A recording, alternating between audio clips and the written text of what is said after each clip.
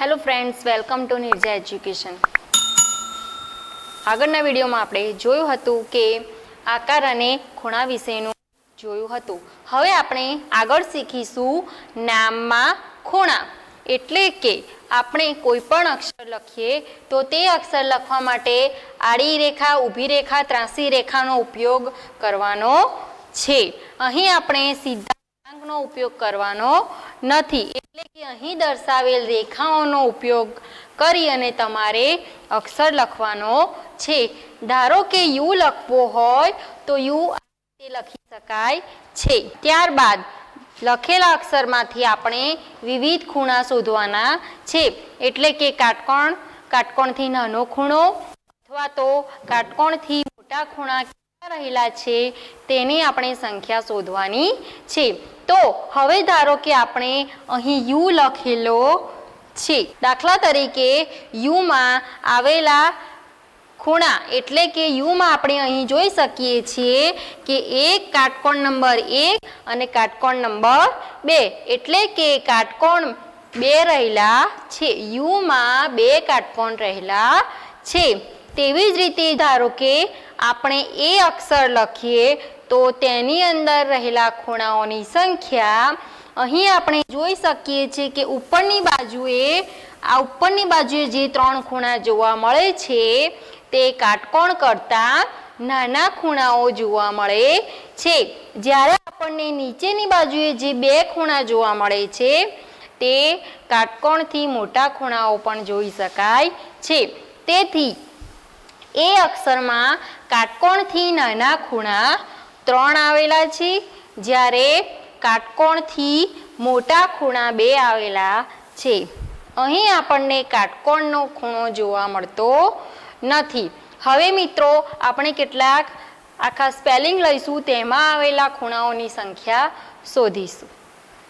તો મિત્રો હવે આપણે નીચે આપેલા કોષ્ટકમાં રેખાઓની મદદથી નામ લખી અને ખૂણાઓ શોધવાના છે. એટલે કે અહીં આપણે ઉમંગ નામ લખેલ છે, તેમાં કાટકોણની સંખ્યા, કાટકોણથી મોટા ખૂણાની સંખ્યા અને કાટકોણથી નાના ખૂણાની સંખ્યા આપણે શોધવાની છે. સૌ પ્રથમ આપણે નામ લખીશું. એટલે કે સીધી રેખા અને આડી રેખાની મદદથી નામ લખી શકાય છે.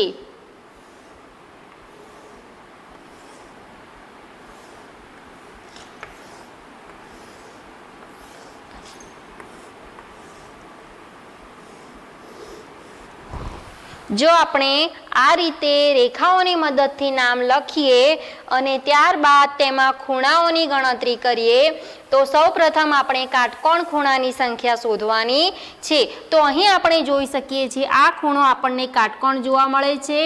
ત્યારબાદ એની બાજુનો ખૂણો પણ કાટકોણ જોવા મળે છે. એમમાં કોઈ પણ કાટકોણ જોવા મળતો નથી. એમાં પણ કોઈ પણ કાટકોણ જોવા મળતો નથી. ત્યારબાદ એન જે અક્ષર છે તેમાં પણ કોઈ કાટકોણ આપણને જોવા મળતો નથી. ત્યારબાદ જીની અંદર 1, 2, 3 અને 4 એટલે કે ઉમંગ નામમાં કુલ 1, 2, 3, 4, 5 અને 6 કાટકોણની સંખ્યા છે 6. ત્યારબાદ હવે આપણે કાટકોણથી મોટા એટલે કે 90° કરતાં વધુ ખૂણાનું માપ જે હોય તેવા ખૂણા આપણે શોધીશું. તો અહીં આપણને આ ખૂણો નાનો જોવા મળે છે. આ ખૂણો પણ આપણને નાનો જોવા મળે છે. આ ખૂણો આપણને નાનો જોવા મળે છે. આ એની અંદર 3 ખૂણા આપણને નાના જોવા મળે છે. પરંતુ જે નીચેની બાજુએ આ ખૂણા આવેલા છે તે આપણને કાટકોણ કરતાં મોટા ખૂણા જોઈ શકાય છે. જોઈ શકાય છે ને? તો અહીં આ જે ખૂણા છે તે 1 અને 2. ત્યારબાદ એનમાં પણ કોઈ નાના ખૂણા દેખાય છે, પરંતુ મોટા ખૂણા દેખાતા નથી. તેથી કાટકોણથી મોટા ખૂણા અહીં 2 મળે છે. હવે આપણે છેલ્લે કાટકોણથી નાના ખૂણાની સંખ્યા શોધીશું. એટલે કે જે 90 કરતાં ઓછા હોય, 90 કરતાં ઓછા હોય તેવા માપનો ખૂણો આપણે શોધીશું. એટલે કે આ ખૂણો, પછી તેની બાજુનો આ ખૂણો પણ આપણે નાનો જોઈ શકીએ છીએ, તેની બાજુનો આ ખૂણો પણ આપણે નાનો જોઈ શકીએ છીએ, આ ખૂણો પણ એમાં, આ ખૂણો, બીજો ખૂણો અને આ ત્રીજો ખૂણો. ત્યારબાદ આ n ની અંદર 1 2. તેવી જ રીતે કાટકોણથી નાના ખૂણા 1 2 3 4 5 6 7 અને 8. એટલે કે 90 થી ઓછા માપના ખૂણા 1 2 3 4 5 6 7 અને 8. 8 ખૂણા કાટકોણથી નાના માપના જોવા મળે છે. તો મિત્રો હવે આપણે બીજું નામ છે ઉર્મી, URMI.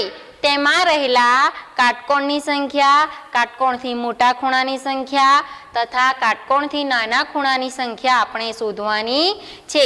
સૌપ્રથમ આપણે તેને આ રીતે નામ લખી દઈશું. URM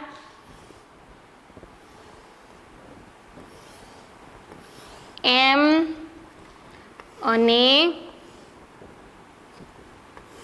I.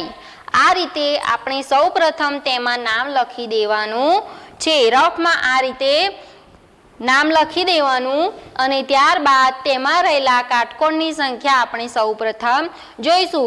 એટલે કે જે ખૂણાનું માપ 90 ડિગ્રી હોય તેવા ખૂણાનું માપ આપણે આ નામમાં કેટલા કાટકોણની સંખ્યા છે તે આપણે શોધીશું. તો સૌપ્રથમ અહીં આપણને કાટકોણ જોવા મળે છે, ત્યારબાદ અહીં જોવા મળે છે, ત્યારબાદ અહીં જોવા મળે છે, અહીંયા પણ જોવા મળે છે, અહીંયા અને અહીં. ત્યારબાદ અહીં નીચેની બાજુએ એક પણ કાટકોણ ખૂણો જોવા મળતો નથી. M ની અંદર આપણે જોઈ શકીએ છીએ કે એક પણ કાટકોણ જોવા મળતો નથી. અને છેલ્લે I ની અંદર આપણને અહીં આ કાટકોણ ખૂણો જોવા મળે છે. તેથી કાટકોણ દર્શાવીશું, તેની બાજુમાં પણ દર્શાવી શકાય છે, અહીં દર્શાવીશું અને ત્યારબાદ તેની બાજુમાં પણ દર્શાવી શકાય છે. તેથી કુલ કાટકોણની સંખ્યા 1 2 3 4 5 6 7 8 9 અને 10. એટલે કે કાટકોણની સંખ્યા છે 10. ત્યારબાદ કાટકોણથી મોટા ખૂણાની સંખ્યા આપણે શોધીશું. તો U પૂરો થઈ ગયો. ત્યારબાદ R ની અંદર આપણને કાટકોણથી મોટા ખૂણા જોવા મળતા નથી. M ની અંદર પણ આપણે કાટકોણથી મોટા ખૂણા જોઈ શકતા નથી અને I ની અંદર બધા જ ખૂણા દર્શાવી દીધા છે. તેથી અહીં 0.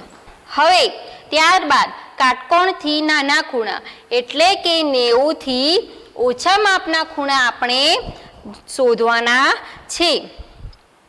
તો અહીં આપણને આ જોઈ શકાય છે કે આ એક ખૂણો, ત્યારબાદ આ બીજો ખૂણો અહીં જોઈ શકાય છે. આ 90 ડિગ્રી કરતાં ઓછું માપ જોવા મળે છે. તેથી બીજા નંબરનો આ 3 4 5.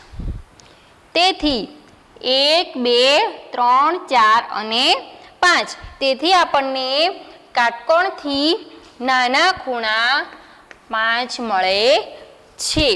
તો મિત્રો અહીં દર્શાવેલ નામમાં કાટકોણની સંખ્યા છે 10. અહીં જે આપણે દર્શાવ્યા છે તે રીતે 1 2 3 4 5 6 7 8 9 અને 10. ત્યારબાદ કાટકોણથી મોટા ખૂણાની સંખ્યા મળતી નથી અને કાટકોણથી નાના ખૂણા એટલે કે 90 થી ઓછા માપના ખૂણા 1 2 3 4 5. એટલે કે કાટકોણથી નાના માપના ખૂણા આપણને 5 જોવા મળે છે. ત્યારબાદ મિત્રો તમારે કોઈ પણ એક નામ લખી અને ઘરે જાતે પ્રયત્ન કરવાનો છે અને ખૂણાઓની સંખ્યા શોધવાની છે. તો મિત્રો હવે આપણે આગળ તમારું પરિણામ શોધો અને કોષ્ટકમાં લખો. એટલે કે અહીં આપણને વિવિધ આકાર દર્શાવેલા છે. આ આકારને ઉપરથી દબાવતા તેના ખૂણામાં ફેરફાર જોવા મળે છે, હા કે ના તે દર્શાવવાનું છે. અહીં પહેલા દર્શાવેલ ષષ્ઠકોણમાં ઉપરની બાજુએ દબાવતા અને નીચેની બાજુએથી દબાવતા તેના ખૂણામાં આપણને અહીં દર્શાવેલ વિવિધ ખૂણામાં ફેરફાર જોવા મળે છે, તો હા. અહીં આકૃતિ 1માં દબાણ આપતા તેના ખૂણામાં ફેરફાર જોવા મળે છે. ત્યારબાદ નીચે આપણને પંચકોણ આપેલ છે. પંચકોણને ઉપરથી દબાણ આપતા તેના ખૂણામાં ફેરફાર થયેલો જોવા મળે છે, તો આ ખૂણો નીચેની બાજુએ આવશે, તેથી પંચકોણમાં પણ તેના ખૂણામાં ફેરફાર થયેલો જોવા મળે છે. ત્યારબાદ છે ચોરસ. ચોરસને ઉપરની બાજુએથી દબાવતા તેની અંદર રહેલા ખૂણામાં પણ ફેરફાર થયેલો જોવા મળે છે, તેથી તેના ખૂણામાં ફેરફાર થયેલો જોવા મળે છે. તેથી હા, જ્યારે ત્રિકોણમાં ઉપરની બાજુએથી દબાણ આપતા તેના ખૂણામાં ફેરફાર થતો નથી, તેથી અહીંયા ના આવશે. અહીંયા ત્રિકોણ આકાર મજબૂત હોવાથી તેના ઉપરથી દબાવતા તેના ખૂણામાં ફેરફાર થયેલો જોવા મળતો નથી. આ જ કારણે વિવિધ પુલ તથા મિનારાઓમાં આપણને ત્રિકોણ આકાર જોવા મળે છે. મિત્રો, આપણને ઘડિયાળમાં રહેલા કાંટાઓ વચ્ચે પણ વિવિધ પ્રકારના ખૂણા જોવા મળે છે. સૌપ્રથમ આપણે જોઈશું કે આ પ્રકારનો જો ઘડિયાળની અંદર ખૂણો જોવા મળે તો આ ખૂણાને આપણે કાટકોણ કહીશું. ત્યારબાદ આપણને જો બે કાંટા વચ્ચેનો આ પ્રકારનો ખૂણો જો જોવા મળે તો આપણે આ પ્રકારના ખૂણાને કાટકોણથી મોટા ખૂણા કહી શકાય છે. અને જો બંને કાંટાઓ વચ્ચે આ રીતનું ખૂણાનું માપ જોવા મળે તો તેને કાટકોણથી નાના ખૂણા કહી શકાય છે. ધારો કે જો ઘડિયાળમાં રહેલા બે કાંટાની વચ્ચે આ રીતનું અંતર જોવા મળે તો આપણે અહીં કાટકોણ, આપણને બે કાંટાઓ વચ્ચે આ પ્રકારનો ખૂણો થયેલો જોવા મળે છે. જોવા મળે છે ને મિત્રો? તો તેથી આ પ્રકારના ખૂણાને કાટકોણ ખૂણો કહી શકાય છે. પરંતુ અહીં દર્શાવેલ ખૂણાનું માપ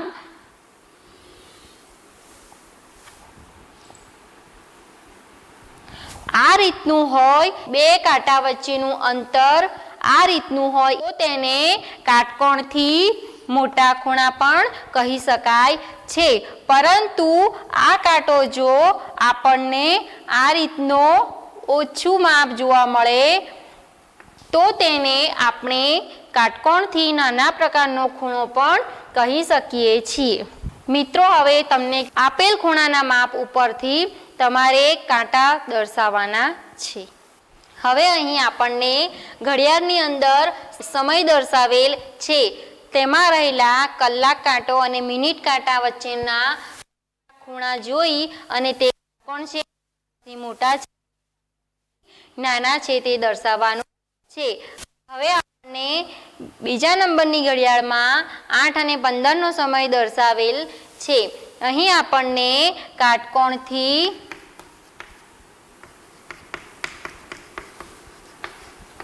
મોટો ખૂણો જોઈ શકાય છે. ત્રીજા નંબરની ઘડિયાળમાં 9:10નો ટાઈમ દર્શાવેલ છે. અહીં પણ આપણને કાટકોણથી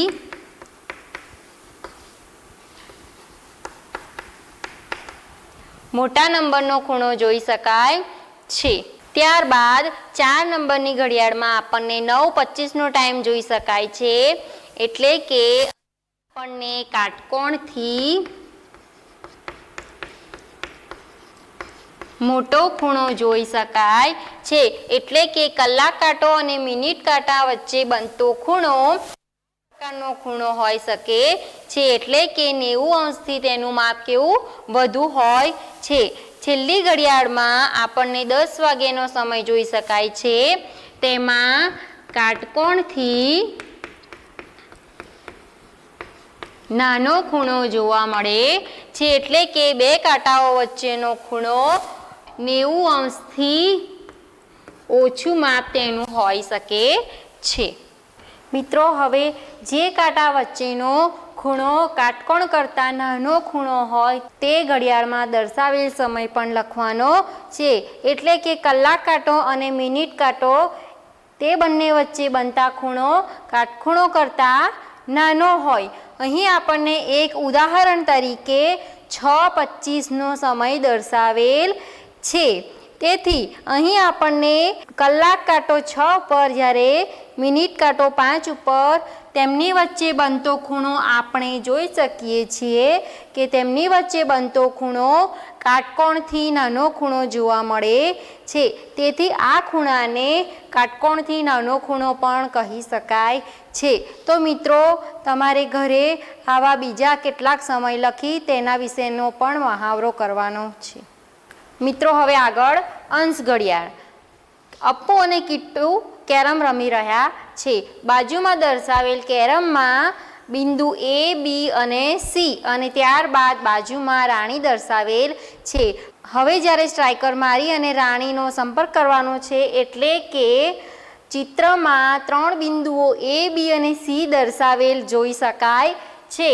કયા બિંદુઓથી સ્ટ્રાઇકર મારતા તેને રાણી મળી શકે છે, એટલે કે A, B અને C 3 બિંદુઓમાંથી કયા બિંદુએથી સ્ટ્રાઇકર મારતા છેલ્લે દર્શાવેલ રાણી મેળવી શકે છે. તો આપણે અહીં 3 બિંદુઓ જોઈ શકીએ છીએ. તો રાણી અને સ્ટ્રાઇકર વચ્ચેનો કેટલો ખૂણો હોય તો આપણે રાણી મેળવી શકીએ છીએ. તો સૌ પ્રથમ આપણને આપેલ છે બિંદુ A. તો બિંદુ A ઉપરથી સ્ટ્રાઇકર મારતા આપણને રાણી મળી શકે છે, એટલે કે તેનો જવાબ આવશે બિંદુ A. હવે અંશ ઘડિયાળ બનાવવાની રીત. અંશ ઘડિયાળ બનાવવા માટે સૌપ્રથમ એક કાર્ડશીટમાંથી એક ગોળ કાપવાનું છે. ત્યારબાદ તેના 2 સરખા ભાગ કરવાના છે, એટલે કે તેને 2 સરખા વાળવાના છે. ત્યારબાદ તેના 4 સરખા ભાગ કરવાના છે અને 4 સરખા ભાગ કર્યા બાદ તેને ફરીથી વાળતા આપણને 8 સરખા ભાગ જોવા મળે છે. એટલે કે સૌપ્રથમ આ રીતે વાળવાનું છે, ત્યારબાદ આ રીતે, ત્યારબાદ આટલા ભાગ મળશે અને છેલ્લે આ રીતનું મળશે. એટલે કે 1, 2, 3, 4, 5, 6, 7 અને 8. એટલે કે એક વર્તુળમાંથી 8 સરખા ભાગ મળે છે. ત્યારબાદ તેને આ રીતે ડોટ લાઇનથી દર્શાવી શકાય છે. ત્યારબાદ તેના ડોટ લાઇન કરી અને તેના 8 સરખા ભાગ દર્શાવી અને તેને 0, 45 ડિગ્રી, 90 ડિગ્રી અને 180 ડિગ્રી કાર્ડશીટ પેપર ઉપર દર્શાવી શકાય છે.